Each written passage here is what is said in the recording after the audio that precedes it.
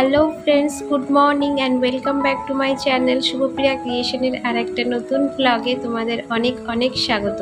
আশা করি সবাই ভালো আছো ও সুস্থ আছো। এখন বাজে সকাল 7টা। ব্লগটা এখন থেকে স্টার্ট করলাম তোমাদের সাথে নিয়ে। আই হোপ আজকের ব্লগটা তোমাদের ভালো লাগবে। আজকে সকালে ঘুম থেকে উঠেছি সকাল ওই 6:30টায়। তো ঘুম থেকে ওঠা মাত্রই বন্ধুরা আমি বাসি কাপড় চোপড়গুলো আগে ভিজিয়ে দিয়ে তারপরে বাসি ঘরটা ঝাড় দিচ্ছি। কারণ কি বলতো, 2 দিন হলো কাপড় জামাটা ভিজোতে না ভীষণ লেট হয়ে যাচ্ছে, আর কাচতে ধুতেও অনেকটা লেট হচ্ছে।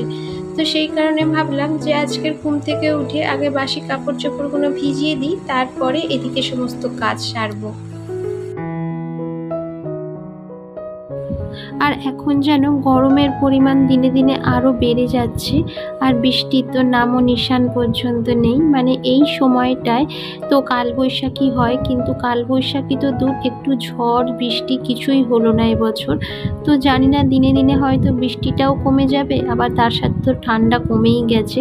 মানে পুরো ঋতুটাই হবে গ্রীষ্মকাল, এটাই মনে হচ্ছে। তো যাই হোক, এই যে দেখেছো আমার ছেলে পিছন পিছন আমার সাথে ঘুরছে, কারণ ও এখন সকাল সকাল বিস্কুট খাবে, তো সেই কারণে। আর আমি ওকে দিতেও পারছি না, কারণ কি বলতো, এই যে ঘর ঝাড় দিচ্ছি, আবার হাত ধোয়া লাগবে, তারপরে আবার বিস্কুট দেবো। তো সেই কারণে ওকে বলছিলাম যে একটু পরে দিচ্ছি, আর তাই জন্য ও একটু বিরক্ত করছে আমাকে। আর এখন না বেশ কিছুদিন হলো সকালবেলা ব্রেকফাস্টটা আর বানাতে পারছি না। ধরো ছেলের জন্য আলাদা করে কিছু একটা বানিয়ে নিচ্ছি, কিন্তু নিজেদের জন্য না আর বানাতে ইচ্ছা করছে না। কারণ কি বলতো, দুবার করে রান্না বান্না করা এই গরমে একদম পসিবল হচ্ছে না। তাই সকালের ব্রেকফাস্টে পাউরুটি, কেক, বেকারি যে বিস্কুটগুলো থাকে সেইগুলো দিয়ে সকালের ব্রেকফাস্টটা চালিয়ে নিচ্ছি। আর সকাল সকাল তো রান্নাও হয়ে যায় দুপুর 12টার মধ্যে, তারপরে তো 1টার মধ্যে খেয়েই নিই, ব্যাস হয়ে যায়। তো এখন দেখো 2 কাপ চা করে নিলাম, কারণ আমার বড় ঘুম থেকে উঠে গেছে। সকাল সকাল 1 কাপ চা না খেলে কোনো কাজে এনার্জি লাগে না, সেটা যতই গরম হোক না কেন। আর আমরা তো সারাদিনে এই একবারই চা খাই। ধরো সন্ধেবেলাটা অপশনাল, খাইও আবার নাও খাই, মানে খেতেও পারি আবার নাও খেতে পারি, এমনই। কিন্তু সকালবেলাটা আমাদের চা লাগেই লাগে, না হলে তো কোনো কাজেই মন লাগে না। তো যাই হোক, এখন দেখো সকালে চাটা খেয়ে এখন ঘরটাকেও মুছে নিচ্ছি, কারণ সকালে তো বাসি ঘরটা ঝাড় দিয়েছিলাম কিন্তু মোছা হয়নি। 2 দিন ধরেই সকাল সকাল না ঘরটা মুছতে পারছিলাম না। এই কাজ সেই কাজ করতে করতে সকালের দিকে ঘরটা আর মোছাই হচ্ছিল না। কিন্তু আজকেরে মানে আমি ভেবেই নিয়েছিলাম যে সকালবেলা উঠে যা করি না করি আগে ঘরটা মুছবো। কারণ দেখবে বেলার দিকে ঘর মুছতে না অতটাও ভালো লাগে না। সকালের কাজ সকালে না করে একটু যদি বেলা হয়ে যায়, তাহলে সেই কাজটা করতে একদমই ইচ্ছা করে না। আর ওইদিকে না ছেলেকে পড়তেও বসিয়ে দিয়েছি, কারণ ওর স্কুলের কিছু হোমওয়ার্ক বাকি রয়েছে, সেগুলোই এখনও করছে বসে বসে। আর এইদিকে আমি আমার মতো করে কাজ করছি। আর আজকের না ওর স্কুল ছুটি, কারণ আজকে তো ঈদ, তো সেই কারণে স্কুলটা ছুটি পড়েছে, মানে ছুটি দিয়েছে।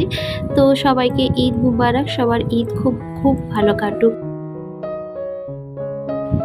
বন্ধুরা, আজকের ভিডিওটা অনেকটাই ছোট, তো প্লিজ একটু ধৈর্য সহকারে দেখো। আর যদি তোমাদের ভিডিওটা একটুও ভালো লেগে থাকে, তাহলে প্লিজ একটা লাইক করে সাবস্ক্রাইব করে আমার পাশে থেকো। আর এই যে দেখো, এখন তোমাদের সাথে গল্প করতে করতে আমার পুরো ঘরটাও মোছা কমপ্লিট হয়ে গেল। তো এবার বাকি রয়েছে বিছনাটা। তো ছেলে ততক্ষণ পড়ছে, সেই জন্য বিছনাটা গুছাতে পারছি না। ও পড়ে উঠলেই বিছনাটা গুছিয়ে নেব। আর এই যে দেখো, বলতে না বলতেই ওর লেখা কমপ্লিট হয়ে গেছে, আরও উঠেও গেছে। তো ভাবলাম বিছনাটা যে পড়ে রয়েছে, বিছনাটাকে একটু টান টান করে গুছিয়ে নিই, কারণ ঘরের মধ্যে বিছনাটা যদি অগোছালো থাকে, তাহলে না ঘরটা একদম দেখতে ভালো লাগে না। আজকের ভেবেছিলাম যে বেড কভারটা চেঞ্জ করে দেব, কিন্তু আবার ভাবলাম যে দুদিন মাত্র হয়েছে পেতেছি, তো থাক আর একটা দিন, কারণ কালকের ইচ্ছা আছে যে ঘরের পর্দা এটা সেটা একটু পরিষ্কার করব। তো সেই কারণে যেহেতু কালকের পরিষ্কার করব, তাই আজকের বেড কভারটা আর তুললাম না।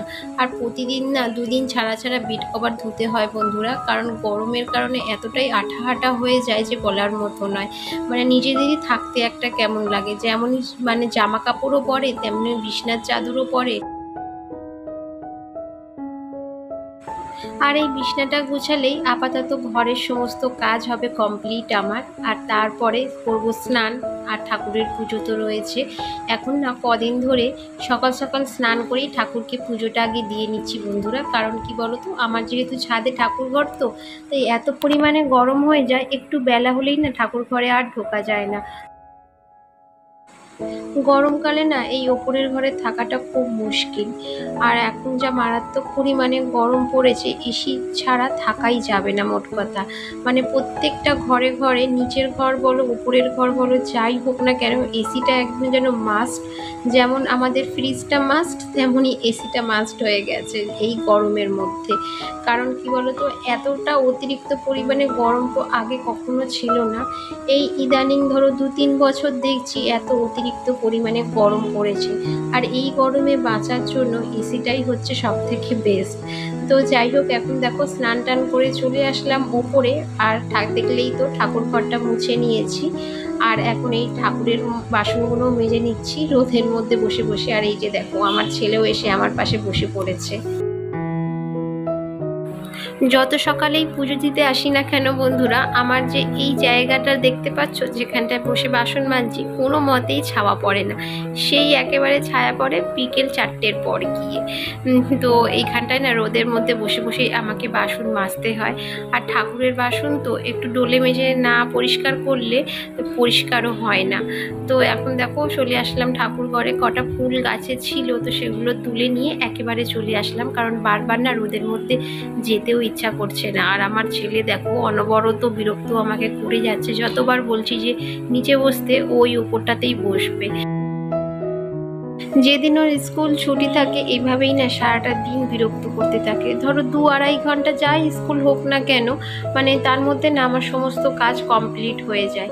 কিন্তু এই যেদিন যেদিন ছুটি থাকে সেদিন এইভাবেই বিরক্ত করতে থাকে। বিরক্ত মানে কি বলতো, মানে কনস্ট্যান্ট আমার সাথে সাথেই ঘুরতে থাকে।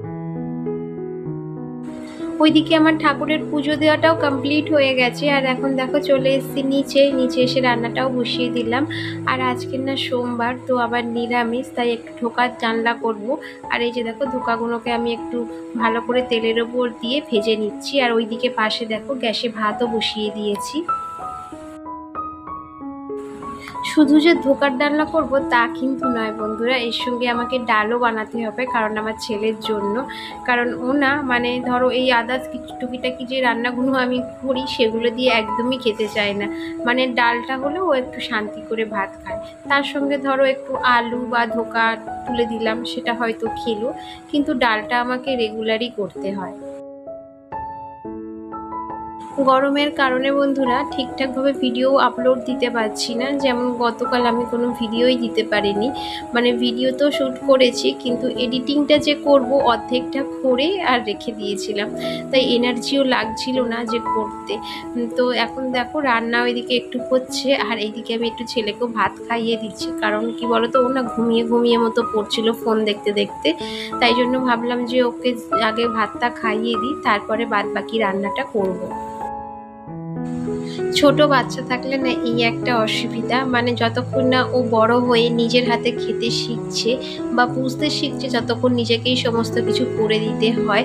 মানে ওর জন্য একটা আলাদা করে আমাকে টাইম বের করে সমস্ত কিছু করতে হয়।